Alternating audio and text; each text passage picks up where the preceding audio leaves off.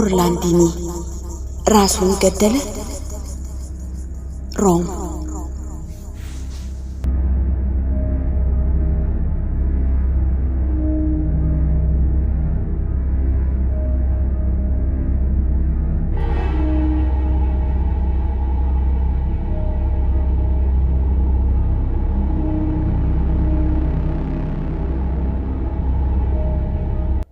ስልኩ ሁለት ጊዜ እንደጠራ የማዕከላዊ ፖሊስ ላብራቶሪ ተረኛው ሰራተኛ ነሳ። እባካችሁ የቴክኒክ ማስረጃ ሰብሳቢ ቡድን 12 ኪሎ ሜትር ምልክት ወዳለበት ጂያ አልፕስተር ታንቱ ሻሊ አካባቢ ላኩልን። በአካባቢው አልፈር ኦርላንዲኒ የተባለ የ39 ዓመት ጎልማሳ ገበሬ ሞቷል የሚል የወንድ ድምጽ ተላለፈ። ደዋዩ ከጠቀሰው አካባቢ ፖሊስ ጣቢያ ተረኛ መርማሪ መሆኑን አሳወቀ።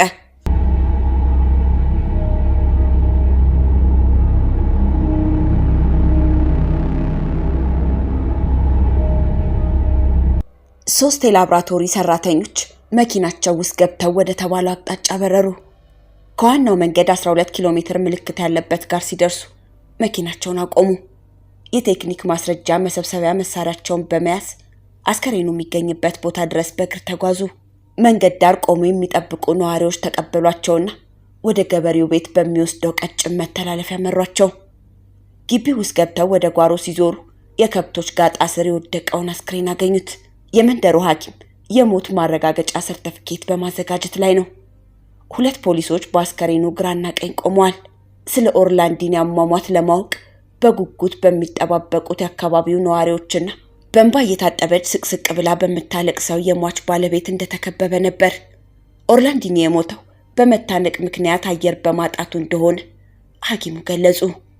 አስከሬኑ ከጎጆው ውጪ በስተግራ በኩል ከሚገኘው ግድግዳ ትይዩ ከአንዲት አሮጌ የዕቃ መጫኛ ተጎታች ጋሪ ስር በግንባሩ ወደፊት ተደፍቶ ነው የሚታየው። ፖሊሶች ከላብራቶሪ ለመጡት አስከሬን መርማሪዎች ከመጀመሪያ ጀምሮ ያለውን ሁኔታ ነገሯቸው።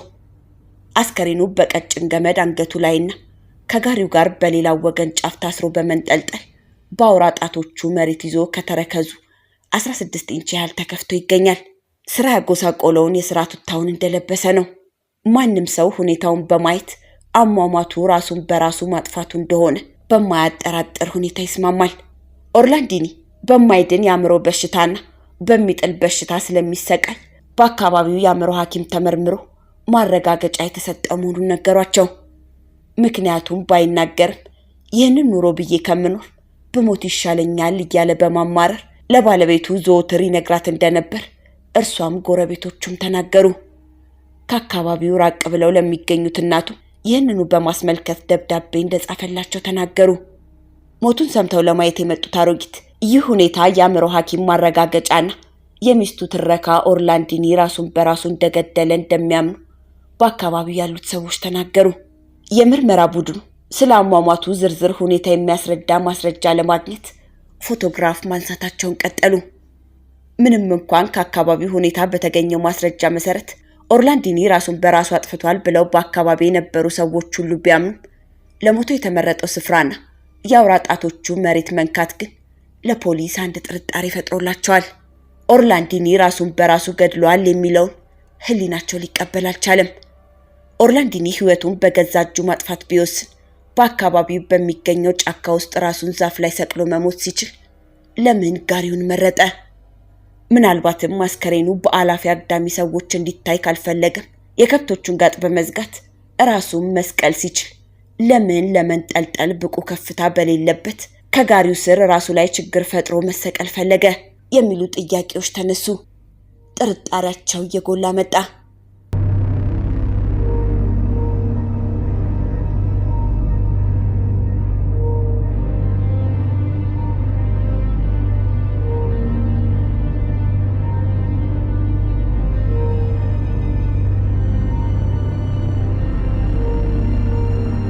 የጥርጣሬ ደውሉ ድምጽ ሲጨምርና እየጎሉ የመጡት ጥርጣሬዎች ሲተነተኑ ኦርላንዲኒ ራሱን በራሱ ገድሏል የሚለው ሐሳብ በተራ ውድቅ ሆነ። በአስከሬኑ በገመዱና በጋሪው ላይ የተደረገው ፍተሻ ኦርላንዲኒ ራሱን በራሱ ወይንም በሌላ ሰዎች ተገደለ ለሚለው ጥያቄ ምላሽ ባይሰጥም የአውራ ጣቶቹ መሬት መያዝና በክንዶቹ መሬት መደገፉ ራሱን በራሱ አልገደለም ወደሚለው መደምደሚያ ደረሳቸው። ጥርጣሬያቸውን ለማዳበር የማስረጃ ፍለጋ ቀጠናውን እያሰፉ አስከሬኑ ያለበትን አካባቢ እንደ ጥርስ ብሩሽ በመመላለስ ቃኙት። ከብቶች ጋጣ በአንደኛው ማዕዘን ሲደርሱ በጣም በለመለመው አረንጓዴ ሳር ሸማ ላይ ልክ እንደ ባቡር ሐዲድ ጎን ለጎን ያሉ የተሰረጎዱ መስመሮች ከረጅም ርቀት ጀምረው ይታያሉ። መርማሪዎች ትኩረት ሰጡት። የኦርላንዲኒን ጫማዎች ከአስከሬኑ ላይ አወለቁ። ጫማዎቹ ትልቅ ናቸው። ከላያቸው ላይ ብረት ያለባቸው የገበሬ ጫማዎች በተሰረጎደው ምልክት ላይ ሲገጠሙ ልክ እንደ ጓንት ተስተካክለው ገጠሙ። ከዚህ በመነሳት ኦርላንዲኒን ከሌላ ቦታ ራሱን በራሱ የገደለ መሰለበት ስፍራ ድረስ ሰዎች ጎትተው እንዳመጡት ተገመተ። ግን ማን ይሆን? የመርማሪዎች አስቸጋሪ ጥያቄ ነበር። ወንጀል የመሆኑ ሐሳብ ጠንክሯል። በጋጣው አካባቢ ማስረጃ ፍለጋቸውን ለሰዓታት ቀጠሉ። የተገኘ ፍንጭ ግን የለም። በመጨረሻም የማስረጃ ፍለጋ ቀጠናቸውን ይበልጥ ለማስፋት ተስማሙ። በመሰርጎድ የተፈጠረውን ምልክት በመከተል ሲሄዱ ያልጠበቁትና ግልጽ ያልሆነ የአንድ ሰው የቀኝ እግር ዱካ ያገኛሉ። የእግር ዱካውም የኦርላንዲኒ አስክሬን ወዳለበት ስፍራ ያመራል። ከ20 ያርድ ርቀት በኋላ የዚያው አይነት የእግር ዱካ ይገኛል። ዱካውም ግልጽና ዝርዝር ማስረጃዎች የያዘ ነው። የጫማው መጠን በአንጻራዊ መልኩ አነስተኛ ነው። የምርመራ ቡድኑም የእግር ዱካውን ማስረጃ ለማስቀረት በጀሶ የማንሳት ጥበብ ስራቸውን አጠናቀቁና ወደ ላብራቶሪያቸው ተመለሱ። ዳር ቆማ የምትጠብቀዋ የከተማ ማዘጋጃ ቤት መኪና አስከሬኑን ተጠጋችው።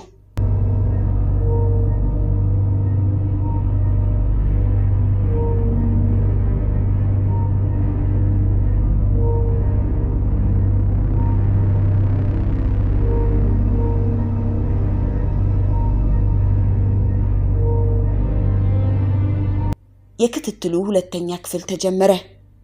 ስውር ተከታታዮችን በአካባቢው በማሰማራት አንዳንድ መረጃዎችን ለማግኘት መሯሯጣቸውን ቀጠሉ።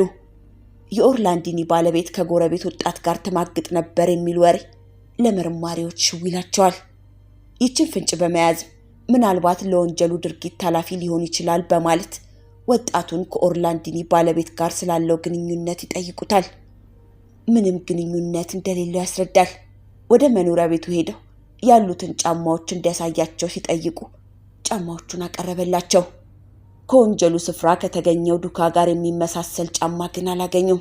ከመርማሪዎቹ አንዱ ሌሎች ጫማዎች ይኖሩት እንደሆን ሲጠይቀው አንድ የሥራ ጫማዬ በጭቃ ስለተለወሰ ውጭ አለላችሁ አለና ምንም ሳይጠራጠር ወዳለበት ስፍራ መራቸው። ጫማውን ሲመለከቱ በሁሉም መርማሪዎች ፊት ላይ የእርካታ ድባቡን ደፋባቸው። ከመርማሪዎቹ አንዱ ማንኛውም ሰው ሕግን የመተባበር ግዴታ አለበት፣ ስለዚህ እነዚህን ጫማዎችን ስለምንፈልጋቸው ብትሰጠን በማለት ወጣቱን ሲጠይቀው ያለ ፍርድ ቤት ትዕዛዝ የማይሞከር መሆኑን ይገልጽላቸዋል። ለአካባቢው ፍርድ ቤት በስልክ አሳውቀው ጫማውን በእጃቸው በማስገባትና ወጣቱን በዓይነ ቁራኛ በማስጠበቅ ወደ ላብራቶሪ ይመለሳሉ። የተገኘውን ማስረጃ ከወንጀሉ ስፍራ ከተገኘው ማስረጃ ጋር ሲያመሳክሩት በመጠኑም ሆነ በሌሎች ዝርዝር ማስረጃዎች አንድ ሆኖ ይገኛል። በመቀጠልም ጉዳዩ እንዴት እንደተፈጸመ ተጠርጣሪውን ወጣት በማስጠራት ቃሉን ተቀበሉት። የራሱም ቃል እሱን ብቻ ሳይሆን የኦርላንዲኒ ባለቤትም ጭምር ተጠርጣሪ ያደረጋት። ምርመራው አልቆ ታሪኩ ይታወቃል። አንድ ቀን ወጣቱ ተጠርጣሪና የኦርላንዲኒ ባለቤት በፍቅር ድራማ ላይ መርፌና ክር ሆነው ዓለማቸውን ሲያዩ በስራ ተወጥሮ የዋለው ኦርላንዲኒ ይደርስባቸዋል። ልቡ ትዕይንቱን ሊሸከመው ስላልቻለ የአእምሮ ህመሙ ተነስቶበት በሚጥል በሽታ መሬት ወድቆ መንፈራገጥ ጀመረ። ወጣቱን ባሏ አንገት ላይ ገመድ አስሮ እንዲገለው አዘዘች። ትዕዛዟን ፈጸመ።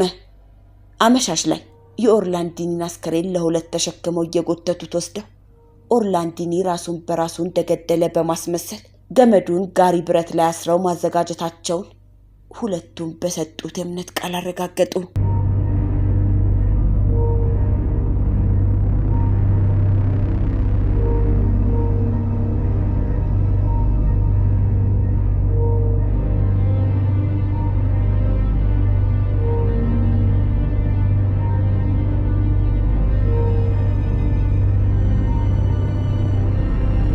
ሻምበል ገና የ24 ዓመት ወጣት ነው። ለቤተሰቦቹ የመጀመሪያ ልጅ ሲሆን ከወላጆቹም ሆነ ከእህትና ወንድሞቹ እንክብካቤ የሚደረግለት የሚፈልገውን የሚያገኝ ነው። በመሆኑም ትምህርቱን እንዲማር በማሰብ አዲስ አበባ በምትኖረው አክስቱ ጥያቄ አማካኝነት እርሷ ጋር እየኖረ እንዲማር ስራም እንዲሰራ በሚል ጉዞውን ወደ አዲስ አበባ አደረገ። ወይዘሮ ወርቅነሽ ኃይሌ አዲስ አበባ ለረጅም ዓመት የኖረች ሲሆን አስቀድሞ የመሰረተችው ትዳር ከ5 ዓመታት በላይ ሊዘልቅ ባለመቻሉ ብቻዋን መኖር ከጀመረች 4 ዓመታት ተቆጥረዋል። በመሆኑም የወንድሟ ልጅ የሆነውን ሻምበልን እርሷ ጋር መጥቶ እንዲኖርና እንዲማር ከወንድሟ ጋር በመስማማት ሻምበልን ወደ ቤቷ ተቀበለችው። ከሚማርበት የትምህርት ሰዓት ጋር በሚስማማ መልኩ ያገኘውን ስራ እየሰራ ትምህርቱንም እየተማረ ህይወት በአዲስ አበባ ቀጠለ። ሻምበል የ2ኛ ዓመት ተማሪ እያለ ነበር አባቱ ከዚህ ዓለም በሞት የተለዩት። ከዚህ በኋላ በሻምበል አጎትና አክስቶች መካከል በቤተሰቡ ውስጥ የውርስ ክፍፍል እርስ በርስ እንዲጋጩ አደረጋቸው። ወርቅነሽና ወንድሟ በአንድ ጎራ፣ ሌሎች 3 ወንድሞቿ ደግሞ በአንድ ጎራ ሆነው በዚህ የውርስ ክፍፍል ጭቅጭቅ ከጀመሩ ቆየት ብለዋል።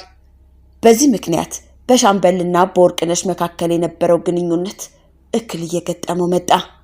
ወርቅነሽ ብቻዋን የምትኖር በመሆኗ እንደ አክስትም እንደ እህትም በመሆን አስጠግተው አብረው ቢኖሩም ሻምበል በባህሪው በቶሎ የሚናደድና የሚፈልገውን በጠየቀ ሰዓት ማግኘት የለመደ በመሆኑ አንዳንዴ የሚያጋጫቸው ነገር መፈጠሩ አይቀርም። በዚህ ላይ የቤተሰባቸው ጉዳይ ተጨምሮ መካከላቸው የሚፈጠር ግጭት እየጨመረ ቢመጣም ወርቅነሽ ግን እንደ አክስትነቷ በትዕግስት ለማለፍ በመሞከር ችግሩን ለመፍታት ትጥራለች። አክስቱ አሁን የምትኖርበት ቤት የራሷ ባለ 2 መኝታ ኮንዶሚኒየም ሲሆን ሻምበል ይህንን ወርቅነሽ በላቡ ያፈራችውን ቤት ሳይመኘው አልቀረም። በዚህም ምክንያት ከወላጅ አባቱና አጎቶቹ ጋር የገቡበትን ውርስ ክፍፍል አለመግባባት እንደ አጋጣሚ በመጠቀም በየዕለቱ ከወርቅነሽ ጋር ግጭት ውስጥ ይገባል። ወርቅነሽ በታጋሽነቷ ሻምበልም የወንድሟ ልጅ ነውና ታናሽነቱን እየተመለከተች ብትታገሰው ችግሩ ግን ከቀን ቀን እየባሰ እንጂ እየቀነሰ አልመጣም። ከዚህ ቀደም ስራውን እንደጨረሰ ወደ ቤት ይመጣ የነበረው ሻምበል አምሽቶ መምጣት መጨቃጨቅ የዕለት ተዕለት ተግባሩ አደረገው። ወዳጅነትና ቤተሰባዊነት የሰው ልጅ አንዱ መገለጫና ህይወቱን የሚያስቀጥልበት ማህበራዊ መስተጋብሩን የሚያጠናክርበት አንዱ መንገድ ነው። በዚህ ቤተሰባዊነት ውስጥ የግል ፍላጎት፣ አስተሳሰብ፣ አንዱ ለአንዱ ችግር መድረስ፣ ውለታ መዋዋል የተለመደ ነው። በዚህ መሃል የግል ፍላጎትና ማናለብኝነት ሲያሸንፍ፣ እኔ ብቻ ልጥገብ የሚል ባህሪ ሲያሸንፍ የሰዎችን እርስ በርስ ግንኙነት ያሻክራል። አንድ ቀን ወርቅነሽ ከስራዋ ተመልሳ በምትኖርበት አካባቢ የነበረ ለቅሶ ደርሳ ከምሽቱ 1 ሰዓት ተኩል ወደ ቤቷ ተመለሰች። ሻምበል አምሽቶ ሊመጣ ይችላል በሚል ብትጠብቀው እስከ ምሽቱ 3 ሰዓት ድረስ ግን አልመጣም። ወደ መኝታዋም ሳትሄድ መግባቱን ለማረጋገጥ እዚያው ቁጭ ባለችበት ሶፋ ላይ ሆና ተጠብቀው ጀመር። እርሱም ሳይመጣ የተቀመጠችበት ሶፋ ላይ እንዳለች እንቅልፍ አሸለባት።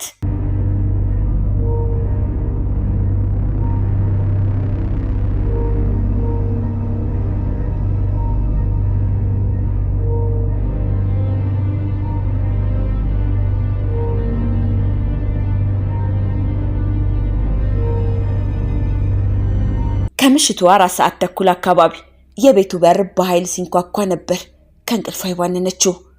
በሩን እንደከፈተችለት ምነው አመሸህ ስትል የወንድሟ ልጅ ጠየቀችው።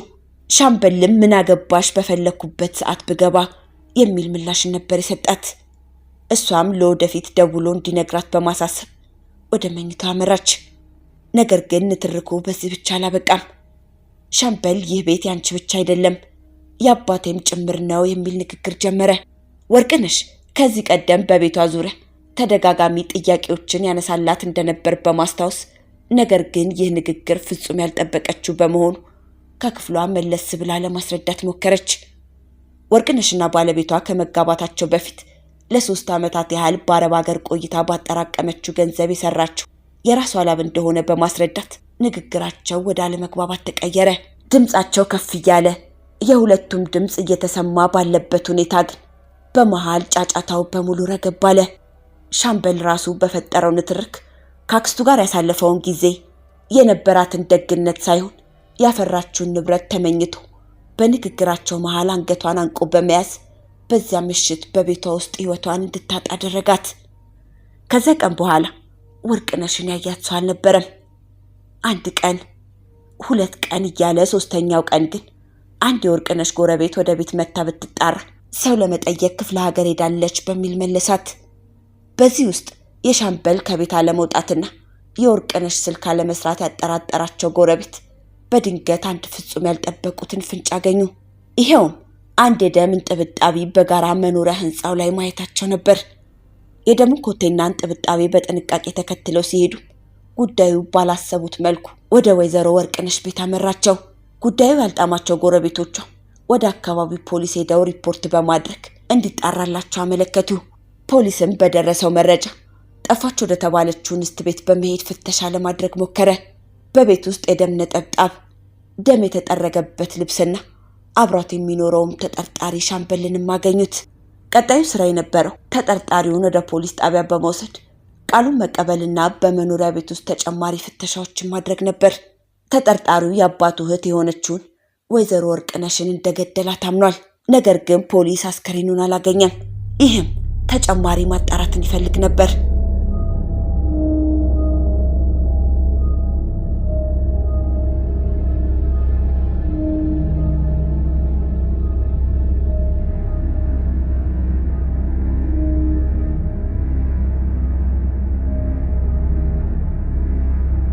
ተጠርጣሪውን የፈጸመውን ወንጀል እስኪናዘዝ ድረስ ግን ተጨማሪ ማጣራቶችን ማድረግ የግድ ነበር።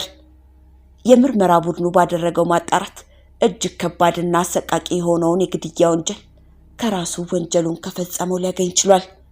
በዚህም በ1996 ዓ.ም የወጣውን የኢፌድሪ ወንጀል ህግ አንቀጽ 539 ህዝባር 1 ህዝባር ሀ ላይ የተመለከተውን በመተላለፍ በከባድ የሰው መግደል ወንጀል ተከሷል።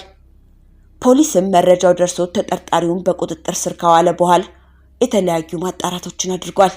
ተከሳሽ ወንጀሉን መፈጸሙን የሚያረጋግጡ መረጃዎች ካገኘ በኋላ የተጠርጣሪውን ቃል ተቀብሏል።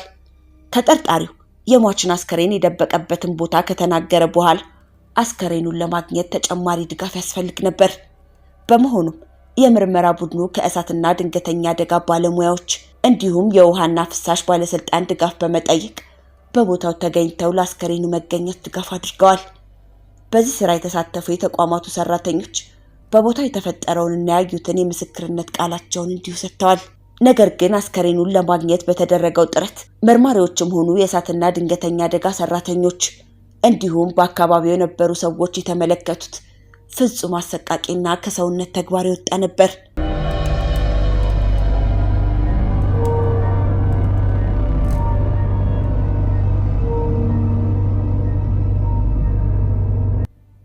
ተከሳሽ ሰውን ለመግደል በማሰብ በመስከረም 27 ቀን 2017 ዓ.ም በግምት ከምሽቱ 4 ሰዓት ላይ በለሚኩራ ክፍለ ከተማ ወረዳ 06 ልዩ ቦታው አራብሳ ኮንዶሚኒየም ሳይት 3 B705 ህንጻ ተብሎ የሚጠራው ቦታ ላይ የአባቱ እህት ማለትም አክስቱ ከሆነችው ሟች ወርቅነሽ ኃይሌ መኖሪያ ቤት ውስጥ አብሮ እየኖረ እያለ የጸቡ መነሻ በትክክል ከተከሳሽ ቃል ማረጋገጥ ባልተቻለ ምክንያት በቀኝ እጁ አንገቷን አንቆ ይዞ መሬት ላይ በመጣል ህይወቷን እንዲያልፍ ካደረገ በኋላ ጨካኝነቱንና ነውረኝነቱን በሚያሳይ መልኩ በሁለት ቢላዋ አንገቷን፣ የቀኝና የግራ እጆቿን፣ ከወገቧ በታች ሁለቱንም እግሮቿን፣ መዳፎቿን፣ በአጠቃላይ የሰውነት ክፍሏን ቆርጦ በአንድ ከረጢት ውስጥ አስቀመጠው። በዚህም ብቻ አላበቃም።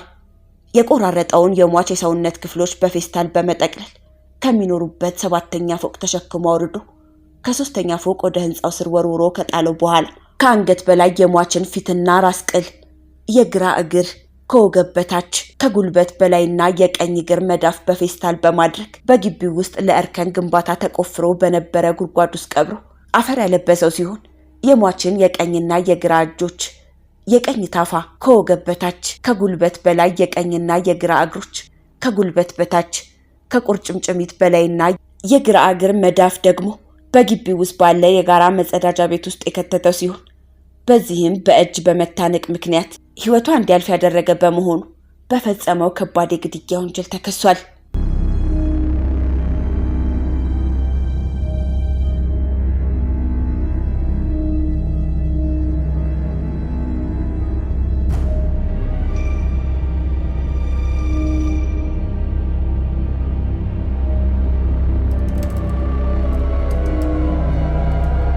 ተከሳሹ ከመስከረም 30 ቀን 2017 ዓ.ም ጀምሮ በቁጥጥር ስር ውሎ በአዲስ አበባ ፖሊስ ኮሚሽን ስር ሲሆን ምርመራውም በአዲስ አበባ ፖሊስ ኮሚሽን ተጣርቷል።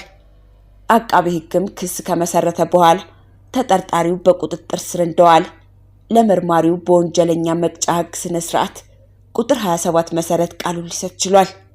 እንዲሁም በፍርድ ቤት ቀርቦ ቃሉን ሰጥቷል።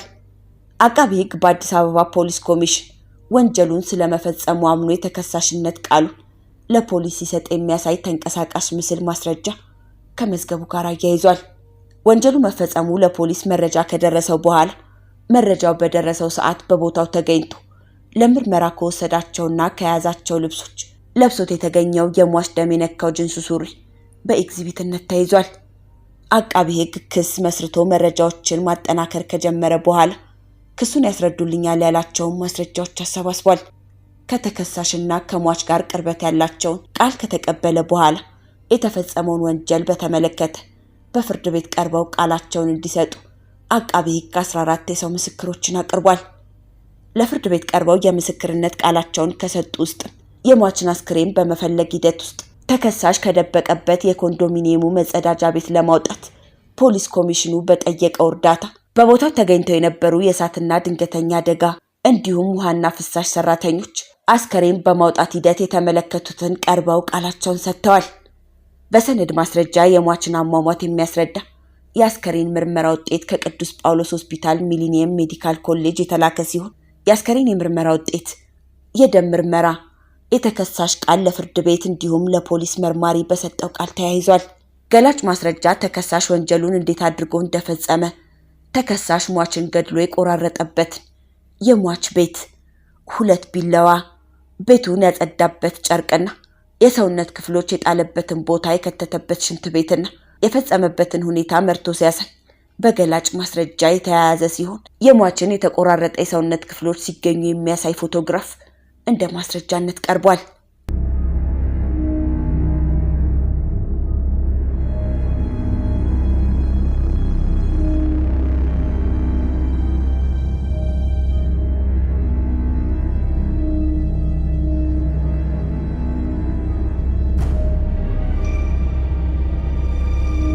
ተከሳሽ ሻምበል ሙሉጌታ እሸቱ በተከሰሰበት ከባድ የሰው መግደል ወንጀል ጉዳይ በክርክር ላይ የነበረ ሲሆን በፌዴራል ከፍተኛ ፍርድ ቤት ልደታ ምድብ ችሎት በሐምሌ 11 ቀን 2017 ዓ.ም በዋለው ችሎት ተከሳሽ በሞት ይቀጣ ሲል ወስኗል።